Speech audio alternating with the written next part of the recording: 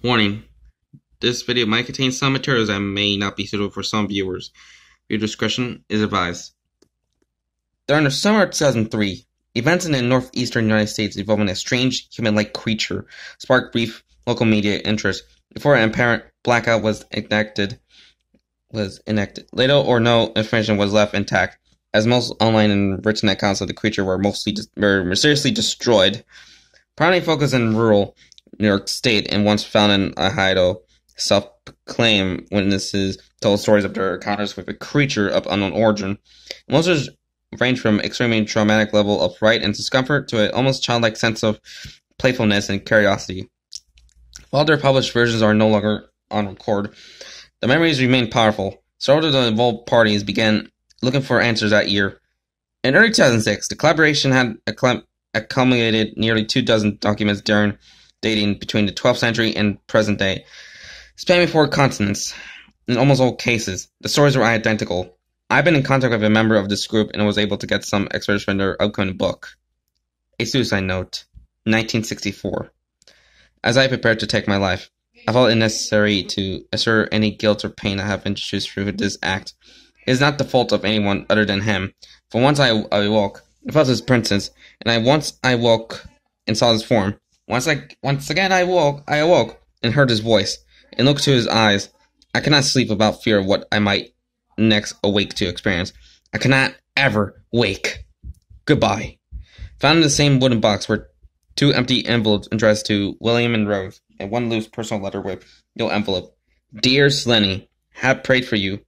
He spoke your name. A journal entry, translated from Spanish, 1880. Have experienced the greatest terror. Have experienced the greatest terror.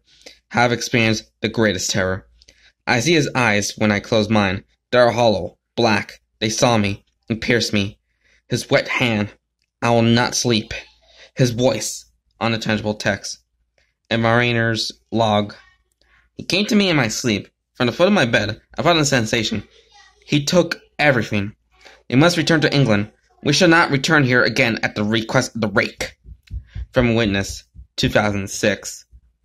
3 years ago, I had just returned from a trip from Niagara Falls with my family for the 4th of July. We were all very exhausted after a long day of driving, so my husband and I put the kids right to bed and called it a night. At about 4 a.m., I woke up thinking my husband had gotten up to use the restroom. I used the moment to steal back the sheets, only to wake him in the process. I apologized and told him that I thought he got out of bed. When he turned to face me, and Gazin pulled his feet up from the end of the bed so quickly, his knee almost knocked me out of the bed. He then grabbed me and said nothing. After adjusting to the dark for a half second, I was able to see what caused the strange reaction. At the foot of the bed, sitting and facing away from us, there was what appeared to be a naked man, or a large hairless dog of some sort. Its body position was disturbing and unnatural, as it had been hit by a car or something. For some reason, I was not instantly frightened by it, but more concerned as to its condition. At this point, I was somewhat under the assumption that we were supposed to help him.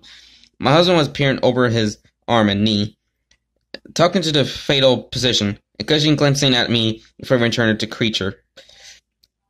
In this very emotion, the creature scrambled around the side of the bed, and then crawled quickly in a flame sort of motion right along the bed, until it was less than a foot from my husband's face. The creature was completely silent for about 30 seconds, or probably closer to 5. It just seemed like a while, just looking at my husband. The creature then placed its hand on his knee and ran into the hallway, into the kids' rooms. I screamed and ran for the light switch, planning to stop him before he hurt my children. When I got to the hallway, the light from the bedroom was enough to see it crouching and hunched over about 20 feet away. It turned around and looked directly at me, covered in blood. I flipped the switch on the wall and saw my daughter Clara. The creature ran down the stairs, while my husband and I rushed to help our daughter. She was very badly injured and spoke only once more in her short life. She said, He is the Rake. My husband drove his car into the lake that night, while rushing our daughter to the hospital. They did not survive. Being a small town, news got around pretty quickly. The police were helpful at first, and the local newspaper took a lot of interest as well. However, the story was never published, and the local television news never followed up neither. For several months, My son Justin and I staying in a hotel near my parents' house. After we decided to return home, I began looking for answers myself. I tried to look at a man in the next town over who had a similar story. We got in contact and began talking about our experiences. He knew of two other people in New York who had seen the creature we now refer to as the Rake. It took the four of us about 2 solid years of hunting on the internet and writing letters to come up with a small collection of what we believe to be the accounts of the Rake. Doesn't give any details, history, or follow-up. One journal had a entry involving the creature in its first 3 pages, and then mentioned it again. A ship's log explained nothing of the account of the encounter, saying only that they were told to leave by the Rake. That was the last entry in the log. There were, however, many instances where the creature's visit was one of a series of visits with the same person. Multiple people also mentioned being spoken to, my daughter included. This led us to wonder if the Rake had visited any of us before our last encounter. I set up a digital recorder near my bed and left it running all night, every night, for 2 weeks.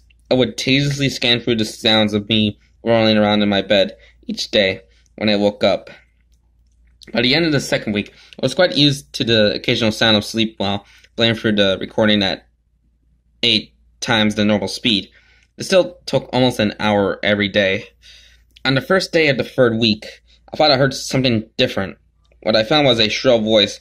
It was the Rake. I can't listen to it long enough to even begin to transcribe it. I haven't let anyone listen to it yet. All I know is that I heard it before, and I now believe that it spoke when it was sitting in front of my husband. I don't remember hearing anything at the time. For some reason, the voice on the recorder immediately brings me back to that moment. The thoughts that must have gone through my daughter's head make me very upset. Have not seen the Rake since he ruined my life. But I know that he has been my room while I slept. I know in fear that one night I'll wake up to see him staring at me. So that was the Rake, a OG Creepypasta story reading, and it's a pretty interesting one, you know. Especially that this creature, or whatever that is, sorry for the little blur on the camera. Let's see, get a closer look. Nope.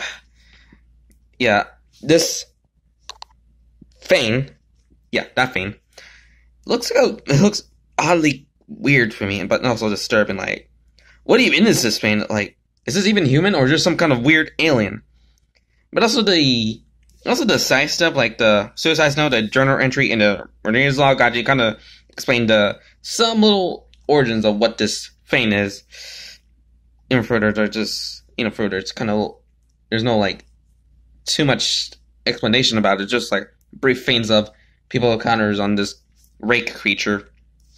Then we get the main point, which is the from Witness 2006 section of the story, and yeah, and also the last line of the story, but that it stares at the reader, which yeah, if that thing does that, you stare at me, I'm just gonna have this lightsaber and just like whacking it to death like a maniac.